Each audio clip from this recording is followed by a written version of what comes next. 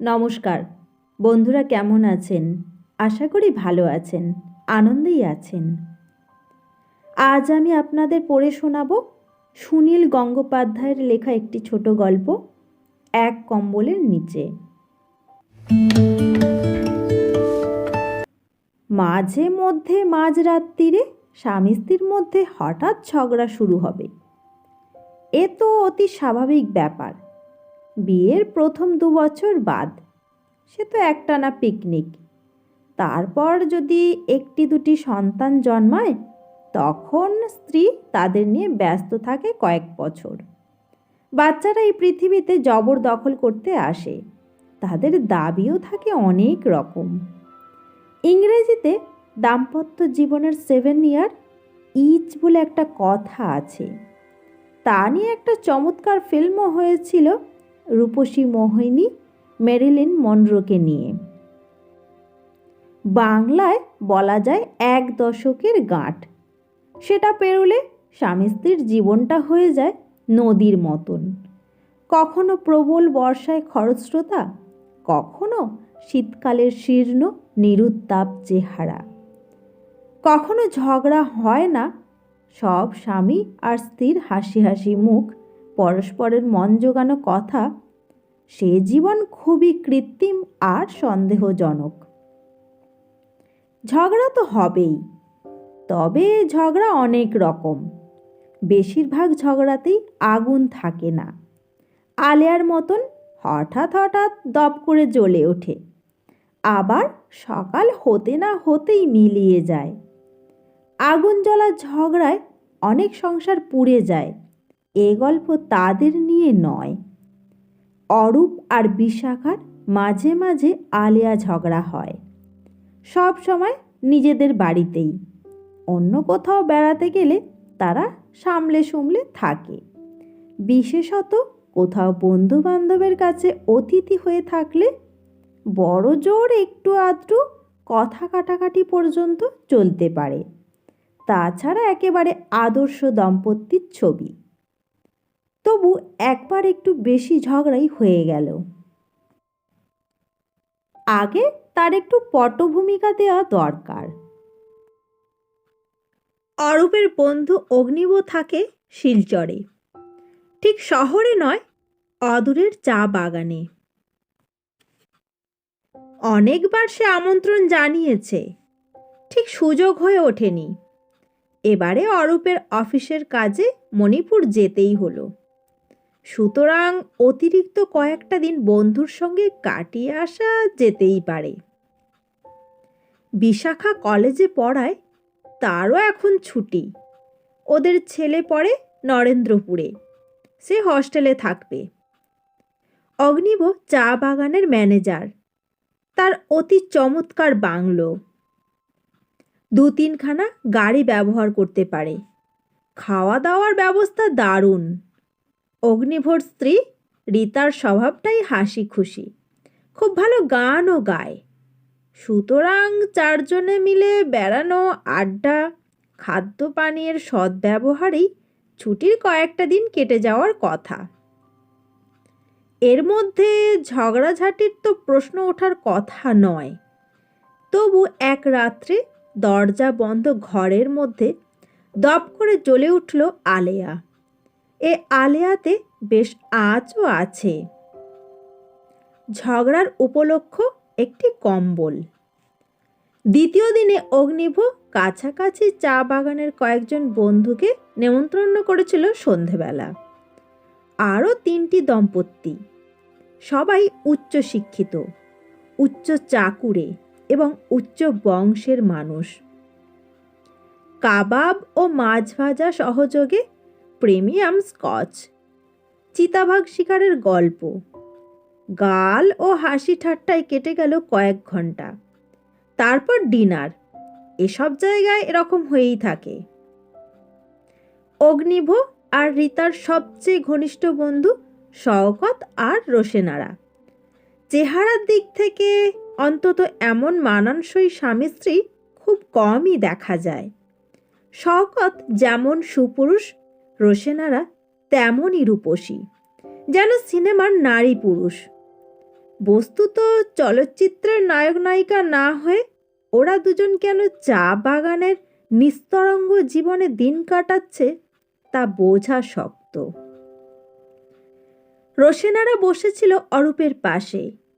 কেউ পাশে বসলে তার সঙ্গে একটু বেশি কথা বলা হয়েই যায়। আবার খানিকটা অস্বস্তিও বোধ করছিল অরূপ। এখন তিলোত্তমার মতন এক নারী তার সঙ্গে বেশি গল্প করছে, এতে অন্য পুরুষদের হিংসা হচ্ছে না তো? বিশাখা কি কিছু মনে করছে? অরূপ তো ইচ্ছে করে রোশেনারার পাশে বসেনি। একটি সুন্দরী মেয়ে পাশে বসলে উঠে যাওয়াটাও তো চরম অভদ্রতা। শওকত ঘুরে ঘুরে গল্প করছে সকলের সঙ্গে। বিশাখার সঙ্গেও কি নিয়ে যেন আলোচনা করলো খানিকক্ষণ। অরূপ এক জায়গাতেই বসে থাকে, সেটাই তার স্বভাব। রোশেনারা একবার উঠে গেল, কি যেন কাজের কথা বলল রিতার সঙ্গে, আবার ফিরে এলো অরূপের পাশে। অনেক চেয়ার ও সোফা খালি রয়েছে। রোশেনারা তো অন্য কারোর পাশে বসলেও পারত, তবু সে কেন আগের জায়গাতেই ফিরে এলো তা অরূপ কি করে জানবে? মেয়েটির কিন্তু তার রূপের জন্য একটুও গর্বের ভাব নেই, ন্যাকামিও নেই, যৌন ইঙ্গিতও ছড়ায় না। সোজাসুজি চোখের দিকে তাকিয়ে সহজভাবে কথা বলে। রোশেনারা গানও জানে। একটি নজরুল গীতি গাইতে গাইতে সে কথা ভুলে গিয়েছিল মাঝপথে। অরূপের অনেক গান মুখস্থ থাকে। বিশাখা যখন গান গায় অনেক সময় অরূপ কথা জুগিয়ে দেয়। সেই অভ্যেসে সে রোশেনারাকে কাবেরী নদী জলে কে গো গানটির দ্বিতীয় স্তবকের বাণী ধরিয়ে দিল। তখন অন্যরা বলল, আপনিও গান না ওর সঙ্গে। রোশেনারাও মিনতি করল চোখের ইঙ্গিতে। দুজনে শেষ করল গানটা, ডুয়েট। অরূপ রোশেনারার সঙ্গে সুর মিলিয়েছে, গলা মিলিয়েছে, কিন্তু সে একবারও রোশেনারার হাতও স্পর্শ করেনি। কিছুটা মদ্যপানের পর অন্য মেয়েদের একটু গা ছুঁয়ে কথা বলার ঝোঁক থাকে পুরুষদের। অরূপ কিন্তু নিজেকে সামলে রেখেছে। মাঝে মাঝেই তার চোখাচোখি হচ্ছিল বিশাখার সঙ্গে। বিশাখা অবশ্য কোনো রকম রাগের ভাব দেখায়নি। অরূপের মনে হলো তার বউও এখানে বেশ সুন্দর আছে। ডিনারের পর বিদায় নেবার পালাতেও কিছু সময় কেটে যায়। গাড়িতে ওঠার আগেও থেকে যায় গল্পের রেশ। সবাই দাঁড়িয়েছে বাইরের চাতালে। এখানে উজ্জ্বল আলো থাকলেও একটু দূরেই মিশমিশে অন্ধকার। বেশ শীত পড়েছে। দূরে ডাকছে একটা রাত পাখি। অতিথিরা চলে যাবার পরেই বিশাখা বলল, আমার খুব ঘুম পেয়ে গেছে, আমি শুতে যাচ্ছি। অরূপ আর অগ্নিব একটুখানি কনিয়াক নিয়ে আরও বসলো খানিকক্ষণ। অরূপের চোখ ঢুলে এলো আগে। ওদের শুতে দেওয়া হয়েছে ডান দিকের একটি কোণের ঘরে। সে ঘরটি খুবই প্রশস্ত। সংলগ্ন বাথরুমটি বৈঠকখানার মতন বড়। জানালা খুললেই দেখা যায় বাগান, দূরে পাহাড়ের পটভূমিকা। পাহাড়ের চূড়ায় একটা মন্দিরের আলো জ্বলে। ঘরের মধ্যে একটা আবছা নীল আলো জ্বলছে। কম্বলে মুখ ঢেকে শুয়ে আছে বিশাখা, সম্ভবত ঘুমন্ত। পা টিপে টিপে এসে শব্দ না করে পোশাক বদলে ফেলল অরূপ। বাথরুম ঘুরে এসে শুয়ে পড়ল। কলকাতায় ঘুমের আগে কিছু না কিছু বই পড়ার অভ্যেস। এখানে বিছানার পাশে আলো নেই, রাতও হয়েছে অনেক। রাত পাখিটার ডাক শুনতে শুনতে ঘুমিয়ে পড়ল অরূপ। কতক্ষণ পর কে জানে কিসের যেন শব্দে ঘুম ভেঙে গেল অরূপের। কেউ কি কাঁদছে? কোনো নারীর আর্তবিলাপ? নাকি এটা স্বপ্ন? চোখ মেলে দেখল বিছানার অন্য পাশে হাঁটুতে থুতনি দিয়ে বসে আছে বিশাখা। ফুঁপিয়ে ফুঁপিয়ে আপন মনে কি যেন বলছে। ব্যস্ত হয়ে অরূপ জিজ্ঞেস করলো, কি হয়েছে মণি? পেট ব্যথা করছে? বিশাখা কোনো উত্তর দিল না। অরূপ গড়িয়ে কাছে এসে বিশাখার একটা হাত ধরে আন্তরিক উদ্বেগের সঙ্গে বলল, কি হয়েছে? কিছু কষ্ট হচ্ছে? হাত ছাড়িয়ে নিয়ে তীব্র গলায় বিশাখা বলল, যাই হোক না কেন, তাতে তোমার কি আসে যায়? আমি মরে গেলেও তো তুমি খুশি হবে। অরূপ একটা দীর্ঘশ্বাস গোপন করল। প্রত্যেকবার ঝগড়ার সূত্রপাত ঠিক এইভাবেই হয়। বিশাখা নিশ্চিত জানে এই কথাগুলো অরূপের বুকে বিষের তীরের মতন বিঁধবে। মানুষ যে দোষ করে না, সেই দোষের অভিযোগ দিলে সবচেয়ে বেশি আহত হয়। বিশাখার মৃত্যু হলে কেন খুশি হবে অরূপ? সে কি অতটাই খারাপ লোক? বিশাখার বিরুদ্ধে তার তো তেমন কোনো অভিযোগ নেই। বিশাখাকে এখনও সে ভালোবাসে, হয়তো নতুন প্রেমিকার মতন নয়, কিন্তু স্ত্রী হিসেবে, তার সন্তানের জননী হিসাবে, তার জীবন সঙ্গিনী হিসাবে। অরূপ আহত হলেও সংযত গলায় বলল, মরে যাবে কেন? কি অসুবিধা হচ্ছে সেটা বলো। বিশাখা বলল, তোমার জানার দরকার নেই। তুমি মদ খেয়ে মাতাল হবে, তারপর ভোঁস ভোঁস করে ঘুমোবে, তাই ঘুমাও। এটাও আর একটা বিষের তীর। অরূপ নিয়মিত মদ্যপান করে বটে, কিন্তু বিশাখা ছাড়া তাকে আর কেউ মাতাল বলে না। সবাই বলে অরূপকে কখনো বেচাল হতে দেখা যায় না। তাতে অরূপ গর্ব অনুভব করে। মাতাল শব্দটি সে অপছন্দ করে। এক একদিন হয়তো মাত্রা একটু বেশি হয়ে যায়, শরীর কিছুটা দোলে, কথা বলে উচ্চ কণ্ঠে, কিন্তু সে কারোর সঙ্গে অভদ্র ব্যবহার করে না, নিজের পায়ে দাঁড়াবার শক্তি হারায় না, গালমন্দও করে না, মেজাজ ফুরফুরে হয়। তারপর তো সকলেই ঘুমোয়। কে ভোঁস করে ঘুমোয়, কে নিঃশব্দে, তা কে জানে। অরূপের নাক ডাকা সম্পর্কে বিশাখা কখনো তেমন অভিযোগ জানায়নি। আজকাল বিশাখাও পিচপিচ করে নাক ডাকে। ঘুম না এলে অরূপ তা শুনতে পায়, কিন্তু একবারও সে কথা বলেনি বিশাখাকে। অরূপ বলল, আমি মোটেই মাতাল হইনি। তুমিও তো আজ দিব্যি জিন খাচ্ছিলে দেখলাম, 2বার না 3বার নিলে। বিশাখা কণ্ঠস্বরে অনেকখানি ঝাল মিশিয়ে বলল, তুমি দেখছিলে? আমার দিকে দেখার তোমার সময় ছিল? তুমি তো একজন সুন্দরীকে নিয়েই মত্ত হয়েছিলে। অরূপের মনে মনে এই আশঙ্কাই ছিল। রোষে নাড়া। সে কেন অরূপের পাশে বসেছিল সারাক্ষণ? তার জন্য তো অরূপ দায়ী নয়। সে তো মহিলাকে ডাকেনি, টানাটানিও করেনি। এবার কি একটু ঝাঁজ এসে গেল অরূপের গলাতেও? সে বলল, মত্ত হয়েছিলাম মানে? একজন পাশে বসলে কথা বলবো না? বিশাখা বলল, শুধু কথা? চোখ সরাতেই পারছিলে না, তারপর হিন্দি সিনেমার নায়কের মতন মাঝপথে গান জুড়লে। এরপর কথার পিঠে গরম গরম কথা, চাপা গলায় ঝগড়া। একসময় অরূপ আবার বিশাখার হাত ধরে বলল, এত রাত্রিরে এইসব কথা বলে কোনো লাভ আছে? শুধু শুধু ঘুম নষ্ট, শুয়ে পড়ো, কাল সকালে কথা হবে। বিশাখা বলল, তুমি ঘুমোচ্ছিলে, ঘুমাও না, কে বারণ করেছে? আমি একটুও ঘুমোতে পারিনি এতক্ষণ। তুমি নেশার ঝোঁকে কম্বলটা টেনে নিচ্ছিলে বারবার। ওফ, আমার ইচ্ছে করছে এক্ষুনি কোথাও চলে যেতে। এরকম বিছানায় কেউ শুতে পারে? শীতে কাঁপছি। কাল সকাল হলেই আমি কলকাতায় ফিরে যাব। তুমি থাকো এখানে, সুন্দরী মেয়েদের নিয়ে ফষ্টি নষ্টি করো। আমি এখন দেখতে খারাপ হয়ে গেছি? অরূপ বলল, মণি প্লিজ প্লিজ, তুমি মোটেই দেখতে খারাপ হওনি। আমি তোমাকে আগের মতন ভালোবাসি। বিশাখা বলল, বাজে কথা বলো না। সব পুরুষরাই স্বার্থপর।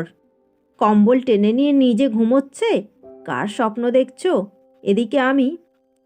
আসল সমস্যাটা কি তাহলে কম্বল নিয়ে? এই কম্বলটা খুবই অভিনব। খাটটাই মস্ত বড়, অন্তত ৩-৪ জন শুতে পারে।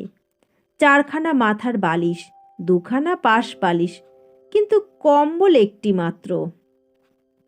এত বড় কম্বল দেখাই যায় না, এবং মখমলের কভার, ভেতরে যে উল আছে তা বোঝাই যায় না। ভারী নরম আর আরামের। এই কম্বলের নিচে অন্তত ৪ জন শুতে পারে। চা বাগানের বাংলোয় নিশ্চয়ই আরও অনেক কম্বল আছে, কিন্তু স্বামী স্ত্রীর জন্য যে এই একটি মাত্র কম্বল দেয়া হয়েছে, তা নিশ্চয়ই এই কম্বলটার বৈশিষ্ট্যের জন্যই। মধ্যরাত্রির বিবাদ একসময় থেমে যাবেই।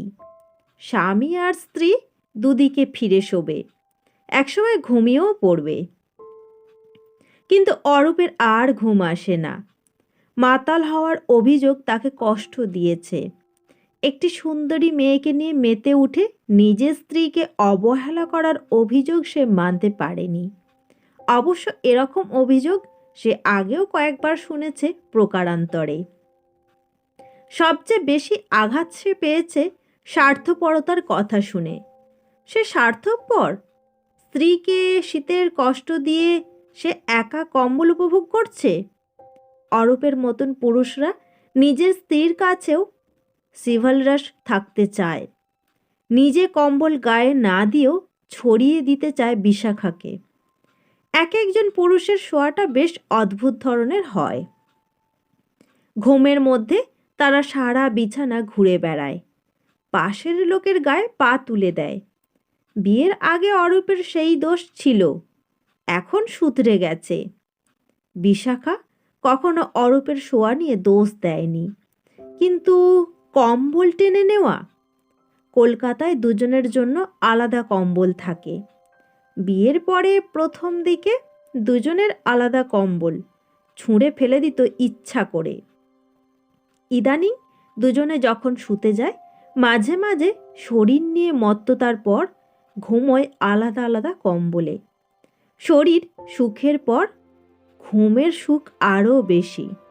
আলাদা কম্বলে ঘুমের সুখ অবধারিত। ইদানিং শরীর নিয়ে মত্ততার রাত্রি ক্রমশ কমছে, বাড়ছে ঘুমের সুখের ব্যাকুলতা। ঘুম বিঘ্নিত হলে বিশাখার খুবই মেজাজ খারাপ হয়ে যায়। হয়তো সব মেয়েরই হয়। এখন বিশাখার জন্য 2/3 কম্বল ছেড়ে দেওয়া হয়েছে। ঝগড়ার পর বিজয়িনী হয়ে ঘুমিয়েও পড়েছে বিশাখা। শুধু জেগে থেকে ছটফট করছে অরূপ। এ জাগরণ অন্যরকম। আমরা অনেক সময় ভাবি সারা রাত ঘুম আসছে না। আসলে পুরোপুরি জাগ্রত থাকার বদলে এ এক ধরনের আধো ঘুম। পাতলা পাতলা স্বপ্নের মধ্যে কেটে যায় সময়। অরূপও আধা জাগ্রত অবস্থার মধ্যে অনবরত ভেবে যেতে থাকলো একটাই কথা, সে স্বার্থপর। সে বিশাখার কাছ থেকে এত বড় কম্বলের অনেকটা কেড়ে নিয়ে নিজে ঘুমিয়েছে। বিশাখার অভিযোগ হয়তো পুরোপুরি মিথ্যে নয়। সে কি অন্য দিনের তুলনায় আজ বেশি মদ্যপান করে ফেলেছে? রূপসী রোশনারা পাশে ছিল বলেই তার শরীর বেশি চনমনে হয়ে গিয়েছিল। এত বড় কম্বল, তবু ঘুমের ঘোরে সে বিশাখার গা থেকে টেনে নিয়েছিল অনেকখানি। হতেও তো পারে। আধো ঘুমের মধ্যে অনুতপ্ত বোধ করল অরূপ। বিশাখাকে তার আরও ভালোবাসতে ইচ্ছে হলো, কিন্তু এরকম ঝগড়ার পর হঠাৎ ভালোবাসার কথা ঠিক বিশ্বাসযোগ্য মনে হয় না। মনে হয় যেন মন জোগানো কথা। হঠাৎ একটা যুক্তি মাথায় এসে গেল অরূপের। হতে পারে সে আজ একটু বেশি মদ্যপান করে ফেলেছে। হতে পারে নেশাগ্রস্ত ঘুমের ঘোরে সে বিশাখার গা থেকে কম্বল টেনে নিয়েছে। কিন্তু তার তো একটা সহজ সমাধানও ছিল। বিশাখা কেন তার দিকে সরে এলো না? বিশাখা যদি তাকে জড়িয়ে ধরত, তাহলে তো দুজনের জন্যই প্রচুর কম্বল থাকতো। কেন এলো না বিশাখা? সে তো বিশাখার শত্রু নয়। শীত করলে বিশাখা তাকে জড়িয়ে ধরবে না কেন? এক্ষুনি বিশাখাকে জাগিয়ে এই যুক্তিটা কি শোনানো যায়? কি উত্তর দেবে সে? কিন্তু বিশাখা এখন দিব্যি ঘুমোচ্ছে। এখন তাকে জাগাবার প্রশ্নই ওঠে না। অরূপের আধো ঘুমের স্বপ্নটা ক্রমশ অন্য রূপ নিতে লাগলো। সে দেখল একটা বিশাল কম্বল, শত শত মাইল লম্বা, তার নিচে অনেক মানুষ। এরা কারা? এরা সারা দেশের মানুষ এক কম্বলের নিচে শুয়ে আছে। কখনো কম্বলটা সরে গেলে সবাই কাছাকাছি এসে জড়াজড়ি করছে, হাসছে। গোর্খাল্যান্ড, কামতাপুরী, সুন্দরবনের মানুষ। কম্বলটা একদিক থেকে অন্যদিকে বেশি সরে গেলেই সবাই হাসাহাসি করে ঠিক করে নিচ্ছে। শেষ রাতের স্বপ্ন হঠাৎ তো থেমে যায় না, চলতেই থাকে। যারা এরকম স্বপ্ন দেখে তারা জানে অন্যমনস্ক হয় ঘুমোবার চেষ্টা করলেও স্বপ্নটা চলতেই থাকে। অরূপ দেখতে লাগলো সারা আকাশ জুড়ে উড়ছে একটা কম্বল, রং বদলাচ্ছে, তবু প্রধানত নীল রঙের। তারপর অরূপ দেখল সারা পৃথিবী জুড়ে রয়েছে একটা নীল রঙের কম্বল। আকাশের বদলে সেই কম্বলের নিচে পৃথিবীর সব মানুষ। আকাশের সেই কম্বলটা নিয়ে টানাটানি চলছে, আবার ঠিকঠাক করে নিয়ে খলখল করে হাসছে সব মানুষ। কালো, সাদা, খয়েরি রঙের মানুষ। ঝগড়া হচ্ছে, আবার মিটেও যাচ্ছে। মানুষ কাছাকাছি এলেই ঝগড়া মিটে যায়। দূরত্বই যত গণ্ডগোলের মূল। আধো ঘুমন্ত অরূপের ঠোঁটে ফুটে উঠছে হাসি। সে পৃথিবীর কি দারুণ একটা সমস্যার সমাধান করে ফেলেছে আজ। আকাশটাকে সমগ্র মনুষ্য জাতির একটা কম্বল বলে ধরে নিলেই তো হয়, আর কখনো ঝগড়া হবে না। সকালে যখন অরূপের ঘুম ভাঙল, তখনও বিশাখা ঘুমন্ত। নিজের অজ্ঞাতেই সে জড়িয়ে আছে অরূপকে, শরীরে শরীর, বুকে বুক। অত বড় কম্বলটা পড়ে আছে খাটের নিচে।